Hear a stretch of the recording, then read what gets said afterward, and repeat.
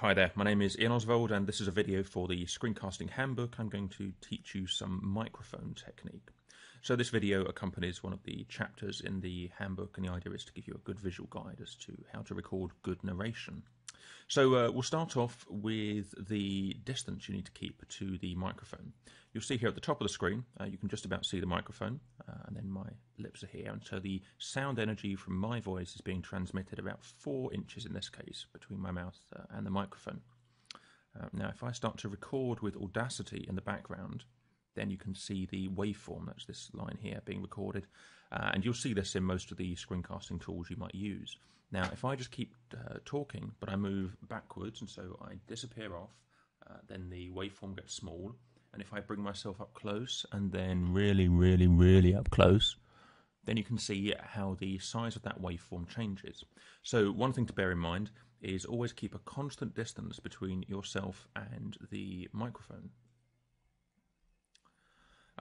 Now, another thing to think about is when you're recording, you're going to need to take breaths because you'll manage about a sentence, maybe half a sentence, and then you're going to have to breathe. When you've got a good sensitive microphone, one thing that happens is that you may finish a sentence and then you go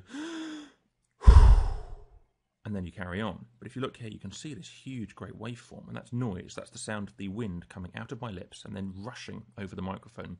This is just like the effect you see with reporters in the street doing an audio recording, and then you hear that rustling in the background, and that's the wind rushing over their microphone. The simple way around that is to turn your head away. And so you can see there's very little recorded up here at this point. And even better, just take a quiet breath. So deliberately breathe slowly and clearly. And then you'll see that there's nothing in this section of the audio recording.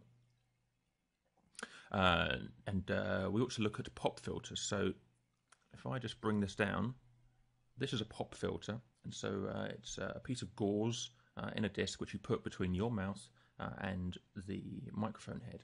So if I just do the breathing again, and I'll show you the difference.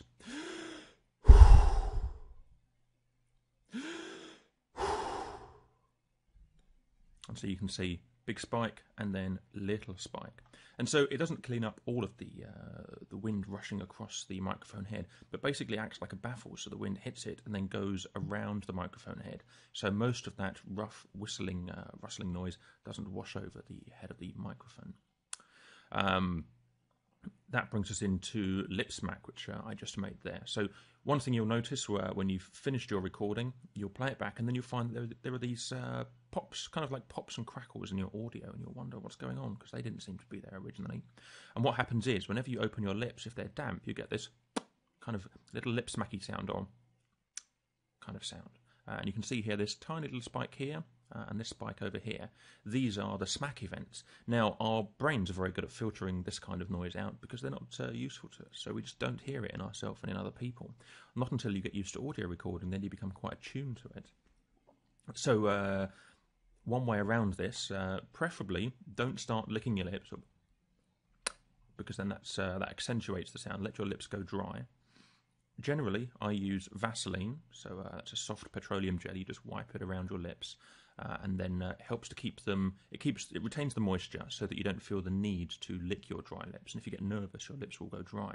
So Vaseline can be quite handy for that. And also, when you're recording, if you're starting a new sentence, quite often we'll wet our lips unconsciously and then begin the sentence. What you can do is just get ready for the sentence and then just pause, and then carry on talking. And by pausing and opening your mouth slowly, you tend to reduce the incidence of those lip smacks. The final thing that I did it again there, of course, that's an unconscious gesture for me. I just kind of kiss the back of my teeth, and then it comes through quite strongly. Now, a final thing to think about is during the recording, your mouth's going to get dry, you're going to take some water, and that's absolutely fine. But if you just listen to the effect now. So you heard all of the sound there of me gulping and then taking a breath during that. So you would need to edit that out. And then afterwards, you may have noticed the quality of the audio changes temporarily for about 10-15 seconds. There's some water in your mouth, and it's swashing around the mouth. Just a small amount, but it's there. I can feel it there still now. And the effect of that is that the sound of your audio becomes a little bit watery.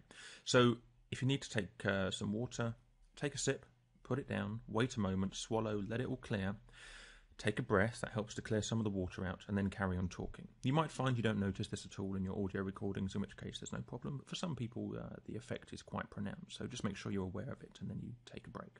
Okay, that concludes this video on microphone technique.